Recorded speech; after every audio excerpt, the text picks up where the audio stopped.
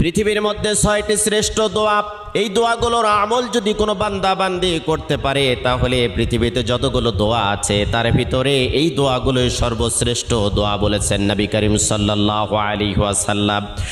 কোনো বান্দা বান্দি যদি যতই বিপদে থাক, কষ্টে থাক, দুর্ভিক্ষে থাক, উৎকণ্ঠার মধ্যে থাক না কেন, সকাল থেকে সন্ধ্যা পর্যন্ত যদি কোনো বান্দা বান্দি দরুদ শরীফের আমল করতে পারে, রাতের বেলা যদি দরুদ শরীফের আমল করতে পারে, হাজারো অশান্তির দাবানল থেকে আল্লাহ রাব্বুল আলামিন শান্তি দান করবেন।